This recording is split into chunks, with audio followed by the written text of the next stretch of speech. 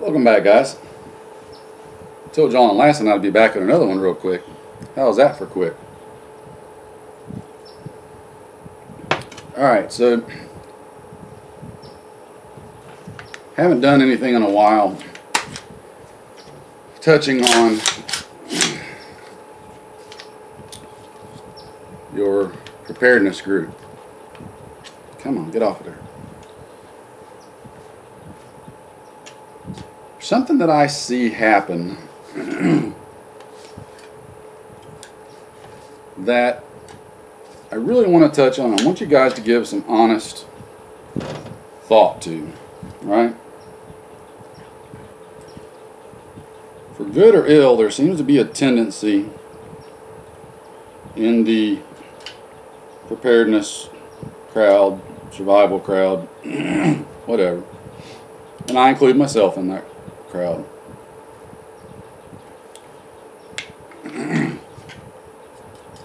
Y'all excuse me, I'm continuing to just do some preventive maintenance on the personal security tools. But there seems to be this tendency for everybody to think, and sadly it even comes from some instructors and stuff as well. The tendency is that everybody in a preparedness group has to be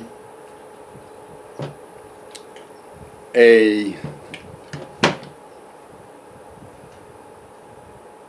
trigger pulling snake eater, somebody that's a candidate that could sign up right now and get accepted into Ranger School and be able to be just a, you know, an Ironman triathlete or something, and be this, you know, super infantry soldier. And we've already established in the past, guys, unless you do it for a living every day, you're not going to be quote-unquote infantry. Fortunately, as we've also said in the past, you don't have to be. It's not our goal. It's not what, you know, we really even should strive to be, in my opinion. You want to be prepared for the situations that we may face as armed, prepared citizens.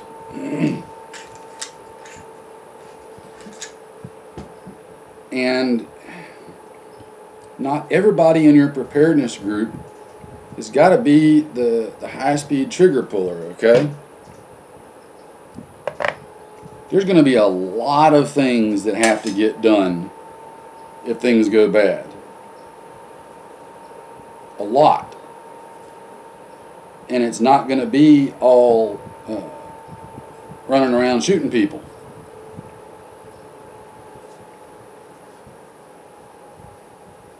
You'll be doing a lot more short-range security around your area, whether you've got an actual, you know, remote retreat, whether you are in your subdivision or neighborhood or whatever.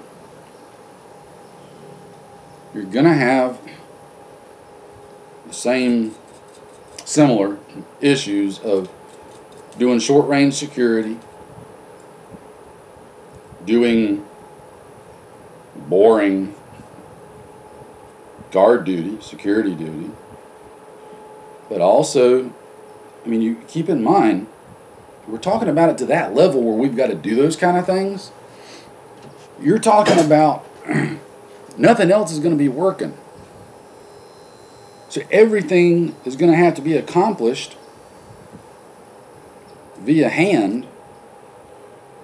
So that means that food, growing food, harvesting food, producing food, processing food, preparing food, all going to have to be probably done by hand. Same with water. Same with making basic repairs. All that kind of stuff's going to be going on. So you got to have a lot of different people doing a lot of different jobs. And there seems to be this tendency that if you're not, like I said earlier, if you're not, a 20-year-old Ranger candidate, then, oh, I don't want you in, my group. You're just a big, fat, overweight slob, or you're, invalid, or whatever. There's all these things that, well, you know what? That older guy, maybe he's not, 3 steps from the grave. Maybe in his, 60s, 70s. Some in better shape than others. But, still sharp, still there. You know what? He can pull static guard duty and free up other people to do other things. He can man radios. He can help with food and repairs. There's all kind of things like that somebody like that can do. Same for younger people. There may be a lot of people that are out of shape the first day things go bad. A month or two later, they might all be in real good shape.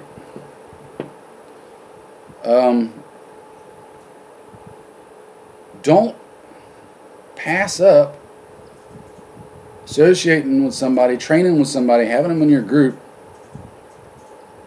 strictly based off of that. You know what I put higher on my list than anything is, first and foremost, top of the list for me, is their moral character. Who they are as a person, as an entity. Do they have a set of morals and the fiber to go with it that mesh with mine?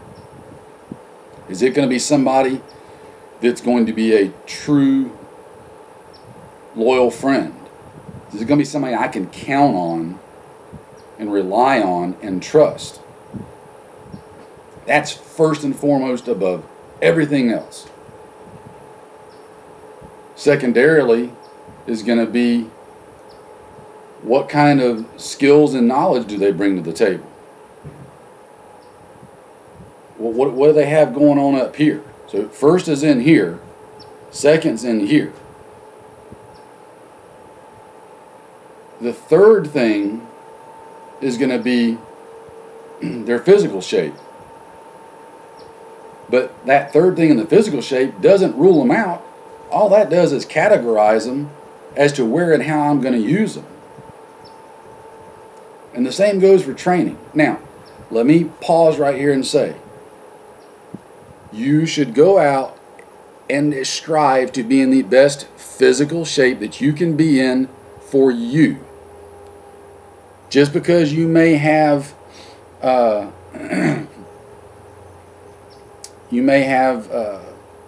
some limitations or something due to injuries, surgeries, whatever, doesn't mean you shouldn't still strive to do the best you can with those things in consideration and still go out and get all the training and such that you can. Okay? You need to be in the best shape you can. That said, don't let that stop you from going out and doing stuff and getting training. Some of you may or may not know this, but Southern Prepper 1 is a good personal friend of mine. And he recently did a video about his training that he's slowly getting ready to start implementing up at his place and getting his training school set up. And one of the things he's doing is looking at having a color-coded system where students will self-evaluate what their physical situation is, right? And I think that that's absolutely brilliant. And I agree with it wholeheartedly. He's not turning anyone away. All he's doing is using that, okay, where can I place these people at in different roles in the training and in the class for them to get the most out of it and for it to be as efficient and safe for everyone in attendance so that everybody gets the most out of it. But everybody's still welcome. That's perfect. Absolute spot on, and I could not agree more.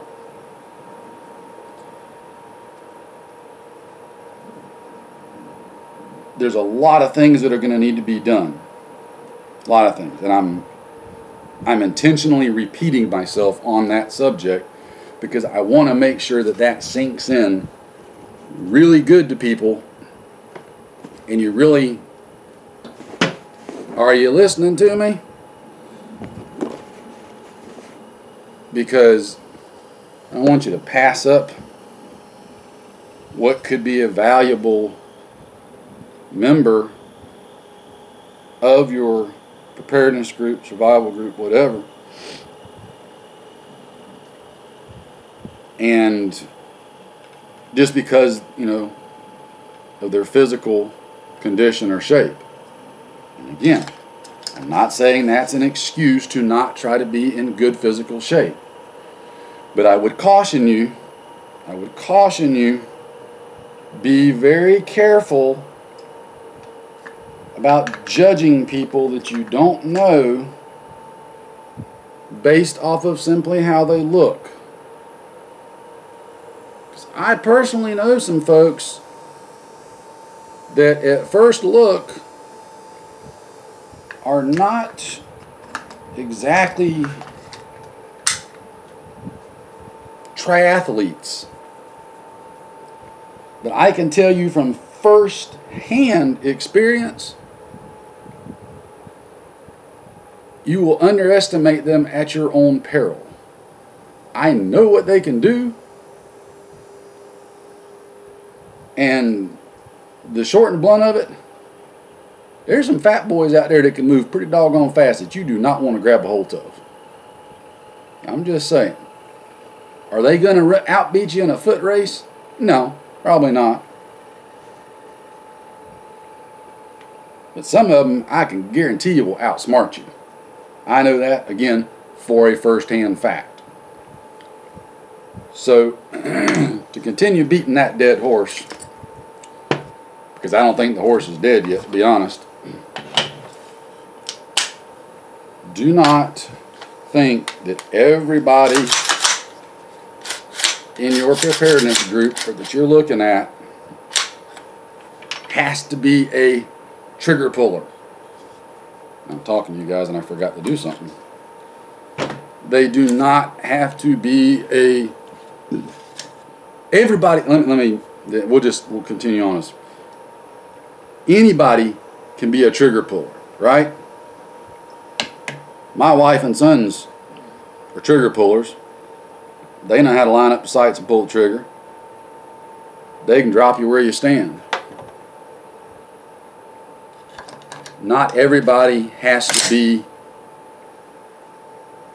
this perceived notion of a high-speed, low-drag, snake-eating infantry guy, okay, that can just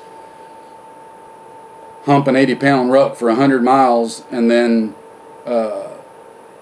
run 2 more miles in 5 minutes and then, you know, fast rope down the side of a mountain and not even break a sweat and be ready to charge in guns a-blazing.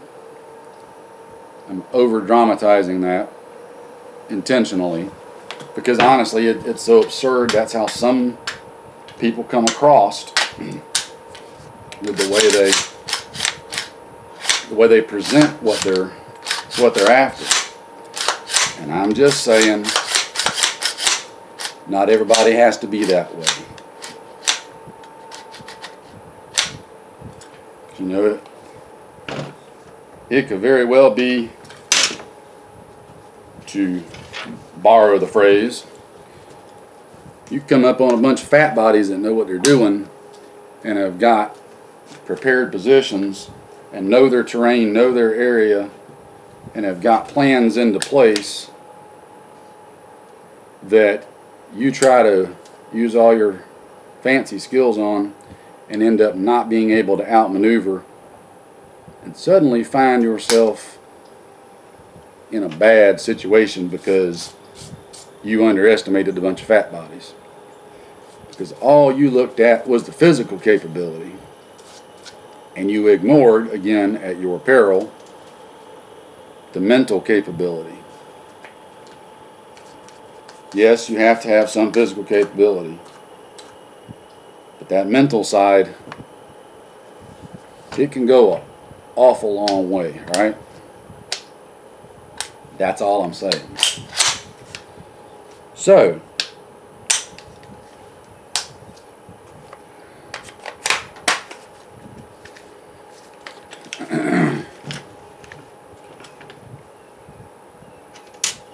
think about that. Think real hard about that. Are you overlooking people because of what you see on the outside versus getting to know them? Leave with this thought. Some of those guys that you look at that aren't what you consider physically fit enough to do things, maybe you getting to know them and giving them a chance, maybe that's what convinces them that they've got to get in better shape. Those guys that get turned away from classes because of their shape, I actually told Southern Prepper One this. We were talking about his plans. By him including everybody, it might just be that somebody shows up to his class that's not in the best shape or whatever, and could be, doesn't have the, any kind of other physical limitations other than they're just out of shape, and can't do some of the things that they see some of the other guys doing. That might be what sparks them into, hey, you know what? When I get back home, I'm gonna get after it a little bit. Sometimes being there and seeing it and experiencing it is a better motivator than somebody just berating you and ranting to you. There's an old saying, you don't get cleaned up to take a bath. Okay? It might be that going and letting them get thrown in that proverbial bathtub a little bit, they start to see, oh wow, you know what? I do need to work at getting cleaned up a little bit. Let them get a taste of it and go from there. Bottom line is, every man's got to make his own decision for himself. You're not going to force anybody to do things like that, especially mature, grown adult men. We tend to all, think for ourselves and don't always appreciate being talked to in a derogatory manner. Again, I've told you before, if the only people that I'm concerned about is those that are going to directly affect me and my family and my friends. A guy 3 states away on the internet, I honestly could care less. Excuse me, let me be grammatically correct here. I couldn't care less whether he gets trained, gets in shape, gets prepared, whatever or not. That's on him, because it affects him and his family and friends, not me. If he's part of my circle, then yeah, I'm gonna, I will encourage him, but I'm not gonna rule people out. I could go into a lot of detail on some other things, but we've probably rambled on long enough about that. Sometimes people that don't have those, that do have physical limitations, be it from injuries, surgeries, age, whatever, they might not have mental limitations. They might have a lot of knowledge that they can impart. Be careful who you turn away. Be careful who you judge just based off of what you see on your own. Especially about people you don't know. That's all I'm saying. Alright. you're probably out of coffee. I know as of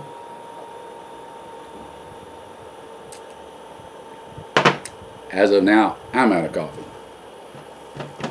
And you guys know how it is. When I'm out of coffee, that's usually a clue it's time to wrap it up. So, take care, stay safe, and I definitely look forward to getting back with you guys some more here in the next ones. Again, I've got a laundry list of stuff planned I want to get to.